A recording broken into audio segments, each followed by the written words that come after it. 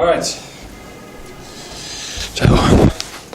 Gurave Gaurachandraya Radhikaya Tadalaya Krishnaya Krishna Bhaktaya Tadbhaktaya Namo Namaha. We're going to finish chapter 2, and then we'll have a few days of tests on all the verses we learned, and explaining the verses with your own words, and also trying to summarize the second chapter.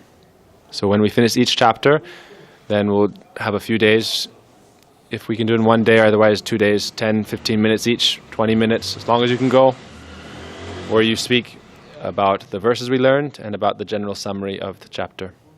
Because it's important we don't just memorize the verses, but memorize the context as well. And if you remember that, okay, I'll have to also speak, then you're preparing for doing this seva also. Speaking is also seva, hearing is also seva, both is seva. So you can speak on any of the things you remember, or you can read and speak anything you read. It doesn't have to be about what we talked in the classes. Anything in relation to the chapters, according to your inspiration. When we would do Bhagavad Gita classes with Prabhuji in Mathura, every day we were learning 2 or 3 slokas, and Prabhuji would test us all, have us each speak the verses, and then also explain them for a few minutes according to our own understanding, with our own words, and then Prabhuji would correct and further illumine the meanings. So we're going to quickly finish through the rest of the verses. Some days when we're having the morning classes on the Gita, then we're not going to repeat the same things we covered in the morning classes. Okay? So we just learned this verse, Vishaya vinivartante nidahara siddhahinang raso varjang rasopyasva parang drishva nivartate. So we learned that verse, and the essence is that, actually we're ahead of that already. So we memorized that verse, but really we're going to start from verse 65. We talked about these verses in the morning. 64, okay?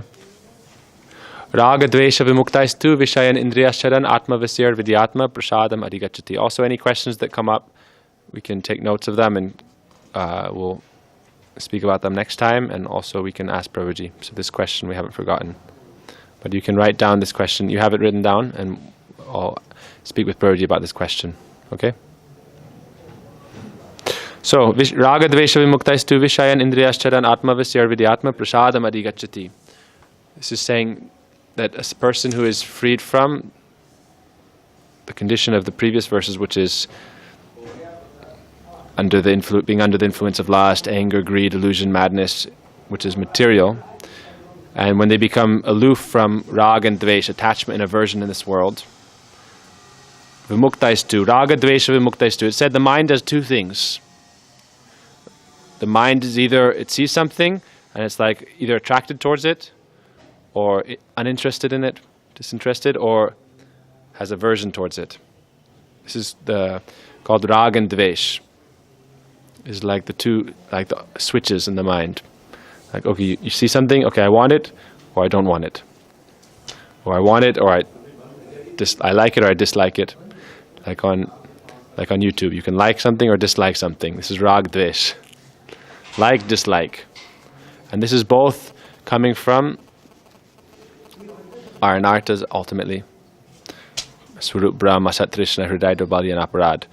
So when we become free of this tendency to like and dislike things in this world, and become equipoised, and we only have attachment or like rag, transcendental attraction for Sri Krishna and his devotees, then Vishayan Indriyas Charan Atma Vasyar Vidyatma Prasadam Adhigacchati. At that point, we can attain happiness of mind, even if we are taking what's necessary for the body.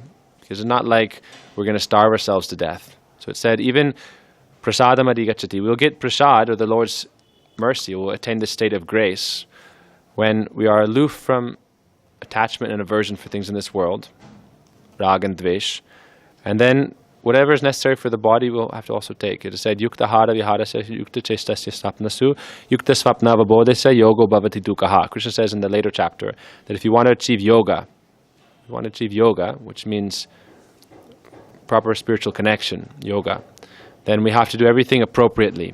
Yukta hara viharasya. You have to eat appropriately, the right amount, in the proper way, with the proper mood. And in the 17th chapter, Krishna gives many instructions about what is tamasic food in the mode of ignorance, what is rajasic food in the mode of passion, what is sattvic food in the mode of goodness, what is nirgun food, how you should offer everything first to him. Even if it's a leaf, flower, fruit, or water, you should offer it to him with devotion. Krishna describes all these things with the pure, how you should offer to him everything we eat with a pure mind. Yukta hara viharasya, yukta chestasya, all your activities should be appropriate. Yukta swapna vabodasya, even when you're sleeping or waking or doing anything, you should be doing it in the proper manner. But this is called yukta vairagya. Rupa Goswami teaches about yukta vairagya. One thing is falgu vairagya and one is yukta vairagya. So what's the difference, Sanatan Prabhu?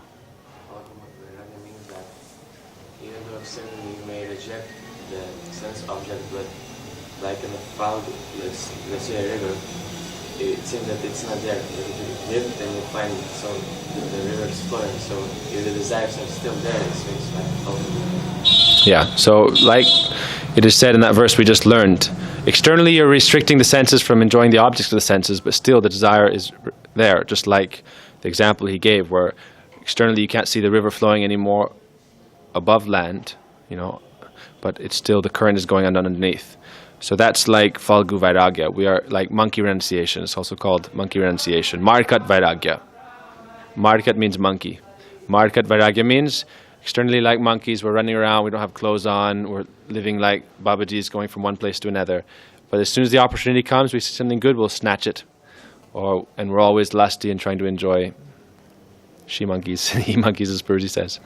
So that's Markat Vairagya. So Krishna is saying here that when we become aloof from this rag and dvesh, or material attachment and aversion to things, and then we're established in the soul, and our mind then becomes happy, and at the same time, we will take what is necessary for the body without being overly attached, and also while offering everything to Krishna. That becomes yukta vairagya, appropriate renunciation.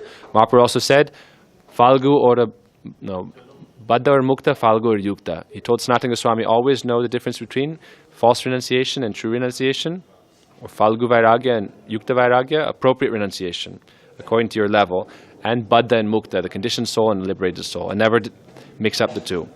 So example of Yukta Vairagya versus Falgu Vairagya is a story in Guru Darshan. There was one person whose name was Nitya Krishnadas. So what would he do? He stayed in the mat in Mathura, and every day he would do Dandavat Parikrama all the way to the Jamuna, bathe in the Jamuna in the winter time, and with that same wet clothes come back to the mat, do Parikrama of the temple, and day and night chant Harinam and do Seva, fasting, only taking once a day. And then he saw the other devotees weren't doing so much as he was. So he started, after some months, he started to criticize them. He said, intense austerities that cause pain to oneself and others also, they can be considered like tamasic. And Krishna says in the 12th chapter, Kleshaldika teras tesham avyakta shakta chetasam, that these kinds of difficult austerities that cause klesh, pain, to oneself and even Krishna inside, then they are not recommended. They are a very difficult path to follow. Krishna says it's much better to follow the path of Bhakti Yoga under guidance of Vaishnavas. So we try to follow more than Guru and Vaishnavas. And it's beyond our qualification. And then what happens? We're doing all these external activities, but we're not properly aligned in our heart, and we're not under guidance, then ultimately this will only be the cause of our downfall. So this person, Nitya Krishnadas, what did he do? He went like this for a long time, and then he started criticizing the devotees. And then one time he said, oh, you're all eating bhiksha food, you're not serving properly, you just go and collect alms from other people, and you don't serve the Brajbasis. It's better that I live outside and work hard, and then with my own money I'll take some food and cook and eat it. So he said, I'll drive a rickshaw. He told Gurudev, I'm going to drive a rickshaw because here no one is doing bhajan. He was doing more than the devotees, more than Gurudev and those devotees, like day and night austerities. It's Falgu Vairagya, over renunciation also. And that's only external, with no taste for bhakti. And so Gurudev told him, no, you shouldn't do like this. But he said, no, I'll do it. He became critical towards the devotees. So he went outside and he started driving a rickshaw. And he would work all day in the rickshaw thinking he was serving the Brajbasis. Then he would stay at the Jamuna. And after some time, Gurudev every day would go to see him at the Jamuna, because Gurudev would go and bathe in the Jamuna every day. So one day Gurudev went and saw that he had made a little hut, like a shack, and there was a lady there also. He said, oh, before you celibate, what's the lady doing? He said, no, she's just a Brajbasi lady. She was old, she needed some help. So I started taking care of her. And I work in the day doing the rickshaw, and she cooks at night. And we eat prasad together, and I'm just taking care of her. Krishna would be happy if we serve the Brajbasis. So I'm doing like that. So then Gurudev came back again and again like that. So one day he wasn't there. And then some years later, Gurudev went to Orissa where he was preaching, and he saw, when he was going through a village, he saw Nitya Krishna Das with a fishnet over his shoulder, and with this lady and with 4 or 5 kids. And he was catching fish. And he asked, "Oh, Nitya Krishna Das, now you are Nitya Krishna Das or Maya Das?" He said, and he put his head down in shame. So it said, what? He tried to do more than Guru and Vaishnavas. It's called like Bahadur. To be like some kind of, Bahadur means, like a show-off. You're trying to show off in front of Guru and Vaishnavas, Oh, I won't sleep at night, and everyone else is following the proper bhakti program, and I'm doing more than everyone else. And then I start criticizing them. So it's better to follow under Anugati of Guru and Vaishnavas according to your level of Adhikar qualification. Then that can become Yukta Vairagya. So even though we are taking various objects of the senses, we do not become disturbed at that point. So then, prasadam adhigacchati, then we can get the state of prasadam. Prasad means mercy, right? So the next verse is, prasade sarvadukanam hanirasya upajayate prasanna chetaso yaso buddhir paryavatishtate. When one gets the state of prasad, then sarvadukanam, it destroys all kinds of duk. So what do we think of as prasadam generally? Mahaprasad, right? Mahaprasad. Prasade sarvadukanam. And generally they use, in the purports of this verse, they don't talk directly about Mahaprasad. But Krishna used the word prasad in these last 2 verses. And so it's very significant. It's not coincidental. And Purdy always glorifies Mahaprasad when he speaks about this verse. And he said, prasad is what can destroy all kinds of misery. Prasade sarva dukanam hanirasya upajayate. Then you can become peaceful. Prasanna chetaso yaso, you become happy and pleased. And prasanna chetaso buddhir paryavatishte, and your intelligence becomes very fixed and strong. So that's the glory of Mahaprasadam. But when we take Mahaprasad, we should have the right mentality. That's why we always pray. What's the verse we pray?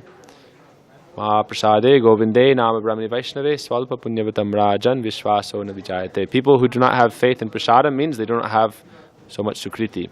But we should therefore try to always have faith in Mahaprasad and realize this is Brahma Swarup. There's 5 kinds of Brahma, or the transcendental reality exists in 5 kinds of things in this world. Annamaya Brahma is one of them. So that means God appears as the form of energy that gives us life and strength and food. And so we should not take that as bhoga, which is we selfishly enjoy it for ourselves. That becomes sin. There's another verse in the Gita which is Yagya shastasana santam uchyante sarva kilvisai bunjate tetvagam papa ye pachantatma karanat.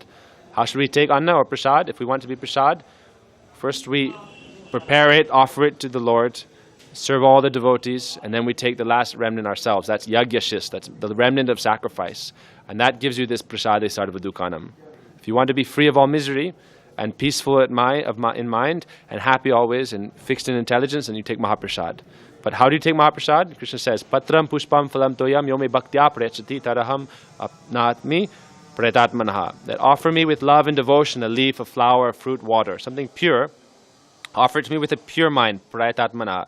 Then I accept it, and then you distribute it. And then you take the last remnants. That becomes Mahaprasad. But it said, if you don't offer it first, and you take it for yourself, and you cook it for yourself, that becomes bhoga, and it makes you suffer also. Bhog means enjoyment, but it also means suffering. In Hindi you say, duk bhogna. In Hindi you say duk bhogna. It means to experience suffering or misery. Karma bhogna, to experience your karma. So if we take bhoga, which is like, oh, you go out to the market, anything you see that looks good, you take it and you eat it, that's bhoga. And then because of that, you'll duk bhogna. So if you don't want to suffer, then prasade sarva dukanam, you offer everything to Krishna first, give it to his devotees in the form of yagya, and take that as Mahaprasad, then you won't suffer. So prasade sarva dukanam. There's a good example of a yagya. Once Maharaj Yudhisthira and the Pandavas were sleeping on the roof of their palace after doing the Rajasuya yagya. And they had served people all over the kingdom. Hundreds of thousands of people had been served Mahaprasad. There's 2 quick Mahaprasad stories actually, some interesting Mahaprasad stories. So one was that Krishna said that there will be a bell hung up. Did you hear this story? It's an interesting story. It's a cool story. So there was a bell, right? 1 second. Give me a message. Why we have to tell a few prasadam stories? We can't rush, right? All right.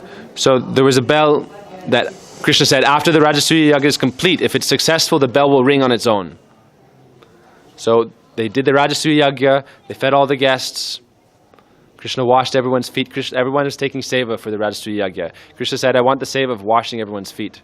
They're thinking Krishna is like God, and he wants to wash everyone's feet, even Duryodhana and all the demons. He said no.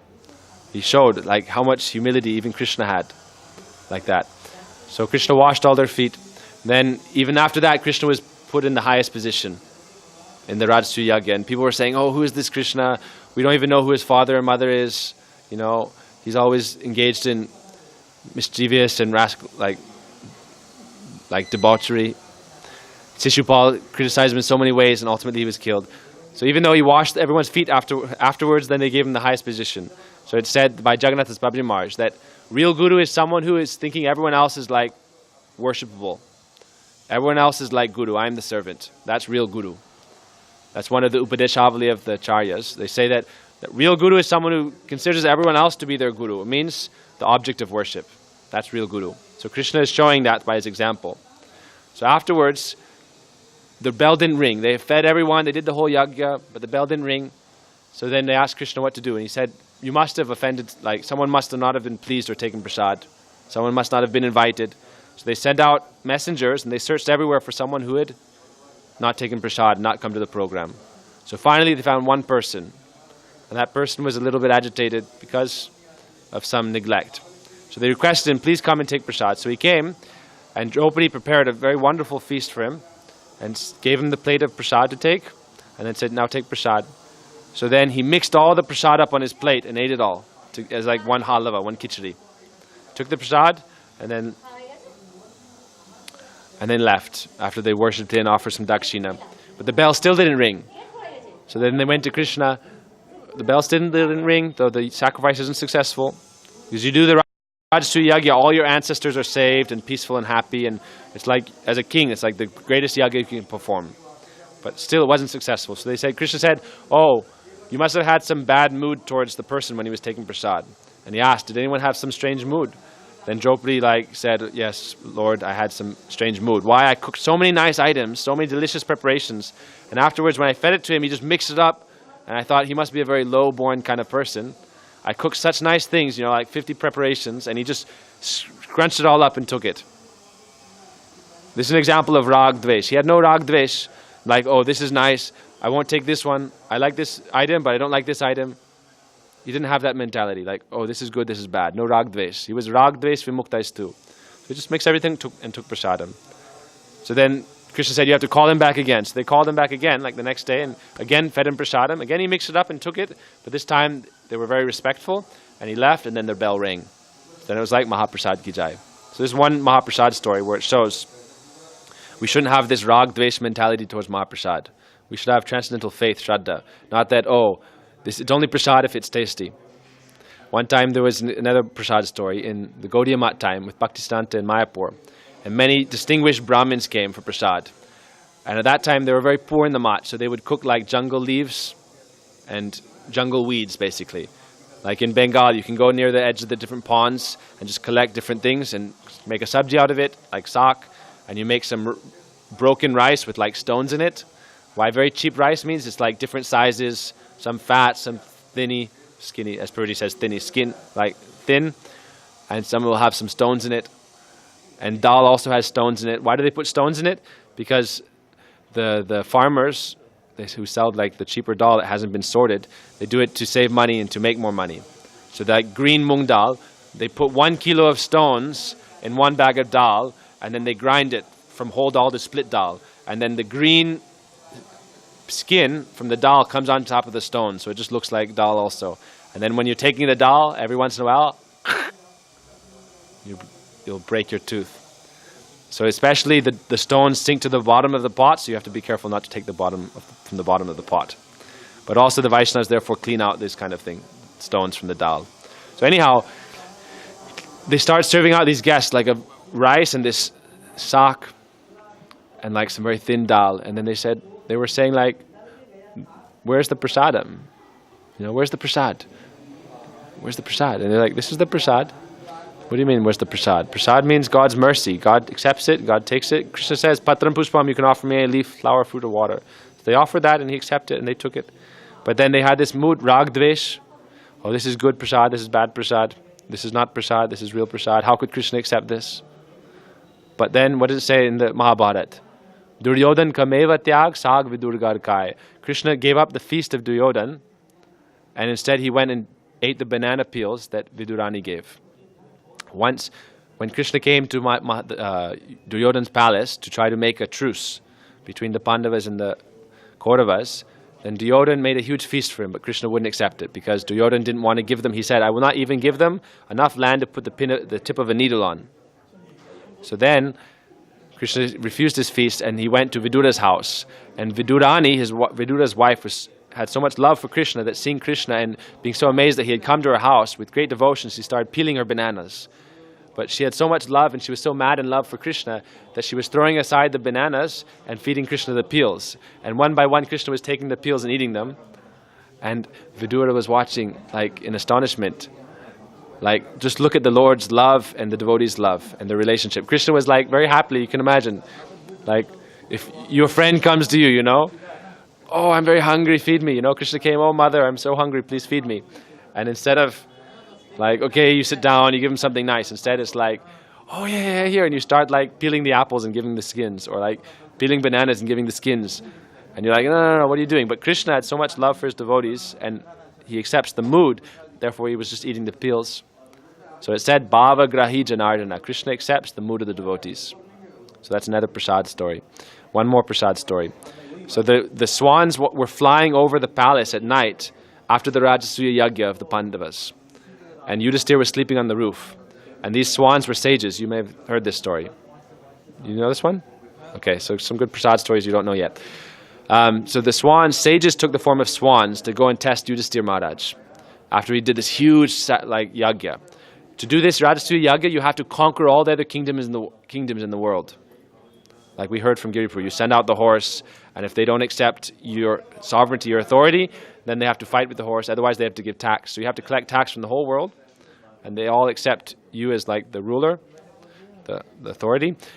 So then you can do the yagya. So once the sages were flying as swans over the roof, and they said, oh, one swan said, did you hear about Yudhisthira's Rajasuya Yagya? It was so amazing. Like people from all over the world were coming and taking prasad and being given gold and worshipped. Did you hear about it? The other saying, oh, what kind of yagya was that? It's a very useless yagya. It's not so great. There's a Brahmin in a faraway kingdom who does a real yagya every day, and it's millions of times greater than this yagya performed by Yudhisthira. So the swan said, really? Oh, tell me about him. So the swan said, what does this Brahmin do? He does a real yagya. Why? Yudhisthira Maharaj is collecting wealth from everyone and then using that wealth to make a yagya. And then people think like, I did such a big program. I did such a big worship. But where did that money come from? Where did everything come from? Where's the mood? What is the mood? So what does this Brahmin do? It said the best kind of bhiksha, or like the best kind of way to maintain yourself, is in a way that doesn't cause any disturbance to anyone else. In the Shikshastakam songs, Bhaktivinoda Thakur, he says, Jivana nirvahe ane udvegana diva para upakara nija sukha pasadiva. Okay, he says, while living your life, Jivana nirvahe ane udvegana diva, don't give disturbance to anyone. Param Gurudev also says in his Upadeshavali, don't disturb any other jiva by body, mind, or words. Don't cause harm to anyone. So, Jivana nirvahe ane udvegana diva, don't cause pain or disturbance to anyone.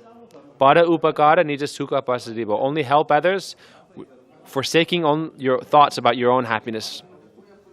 So he said there was a Brahmin who wasn't living. How would he live? He was very poor, but he went into the marketplace after everyone had already left.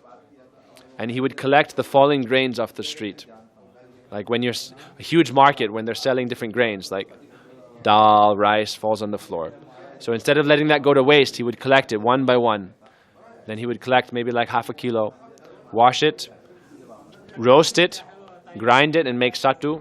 Sattu is like roasted grains ground up into a powder, then you mix in some water and then you take that.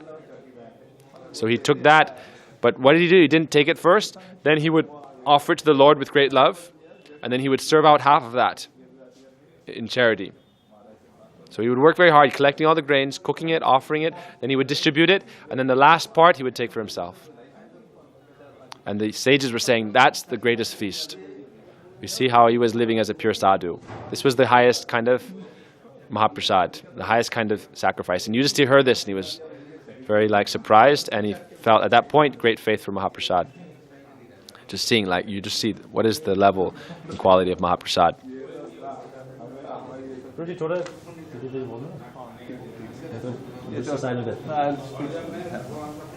Okay, so there's many other Prasad stories. There's the story of Mahaprabhu in Jagannath Puri, how he had so much honor for Prasad. He did Parikrama of Prasad and Kirtan of Prasad the whole night. And then in the morning he took Mahaprasad, because on Ekadashi day he didn't take the grains. Said that we always take Krishna's Prasad, Jagannath Prasad, as soon as we get it. But on Ekadashi day, Krishna himself established Ekadashi, therefore we don't take Mahaprasad. Okay, so there are many glories of Mahaprasad, so many stories about Mahaprasad. These are just a couple, but we don't want to take too long.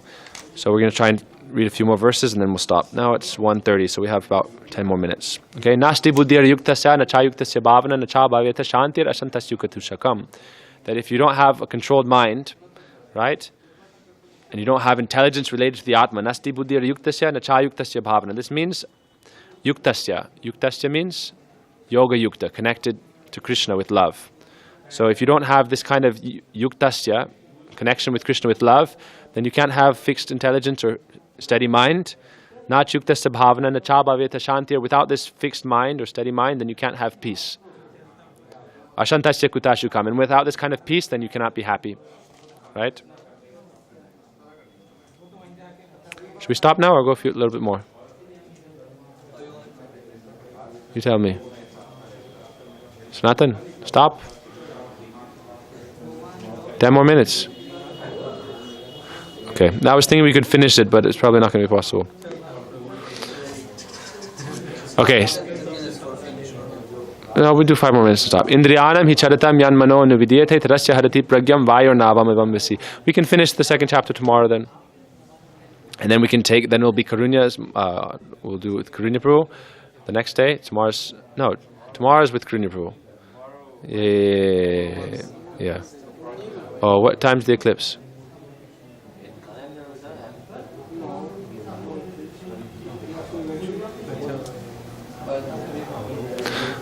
Let's just stop here and have some discussion about Mahaprasad. Any questions?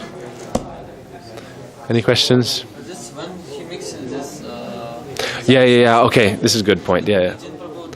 Yeah. Yeah, this is a good point. Okay, so this is So I wanted to cover this topic more. So Prabhupada doesn't like it when you mix up the prasad like this. You shouldn't imitate this also, because this sadhu is on one level, but also for us it's like the Vaishnavas cook. We should honor it properly. We shouldn't mix it like this. But also we shouldn't be attached thinking, I don't mix it, but then, why'd they serve me this sabji? I don't like this sabji. I won't take that sabji. I'll throw that one away. I like this one. Give me 10 times more of that one. It's hard to be completely above this nature of I like this prep, I don't like this prep. But still, we should honor a little bit of everything. And there's one concession. Bhaktivinoda Thakur says, it's better to offer and take than to not offer and take. So if you have some kind of desire for something, you can get it, but offer it to Krishna first, then take it. That's still favorable. That can still be prasad. You still have attachment for a particular thing, so you take that. But first offer it and take prasad, or take prasad. Right?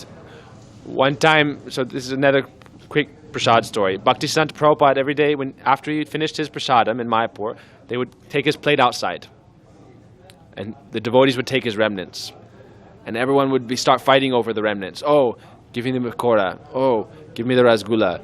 Give me this, give me that. So they were fighting over the Mahaprasad. So Bhaktisiddhanta Prabhupada heard about this, so he told his sevak, make me a bag of neem powder. You roast neem, and you blend it all up, and it's very bitter. So he said after he ate, he would mix a bunch of neem powder in his prasadam, and then send it out. And then after a few days, no one took any of the Mahaprasad. Why? It was full of neem and it was very bitter, so they had no taste for it then. So where was the attachment? I get the chance to take Prabhupada's Mahaprasad, or I am only attached to, in the name of honoring Mahaprasad, I'm only looking for what's tasty. That's not real Mahaprasad. Therefore it said, we should try to be free of that kind of mentality. But at the same time, that's another story of mixing it. But still, we also shouldn't, Purdy doesn't like it, especially if you're serving Mahaprasad. If you're serving Prasad and Purdy sees you and you like put the kheer with the dal, or put the chutney on top of the rice or something. Sorry? Yeah, Purdy is very particular. If he watches you serving Prasad and he doesn't like how you're doing it, he'll yell at you and kick you out. Many times. Like Pran Govinda, one of Pran Govinda's earliest stories, he was in Gopinath Bhavan in Kartik time serving out Prasad the first time. And Purdy saw him do something wrong. Purdy starts shouting at him very strongly. And Pran said he looked at him and he smiled. Pran smiled because he saw in Purdy's eyes there was only love. He said externally he was shouting at him, but he could see there was so much love in Purdy's eyes. So he said even though he's chastising him, there's love there. But he was telling him you always serve properly. It's Krishna's prasad, we should serve it with honor and take it with honor. The water, like this. And, I feel this disrespectful for body. No? Yeah, you're supposed to put it this way, not this way. I don't know why, but it's said like that. Also, you shouldn't. There's many rules. Don't touch the plate, but also don't hold it up like a foot. Here's your dal. Sometimes people do that, and it's oh, your whole dhoti gets splattered. Oh, yeah, like when you're doing arti, visarjan, or maybe like that. That's a good point. Yeah, this is that's a good point. See, Sanatana's very smart.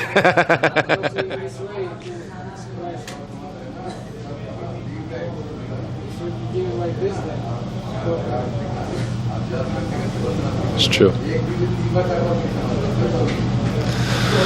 All right, let's go take Mahaprasad. Mahaprasad ki jai. Hare Bol.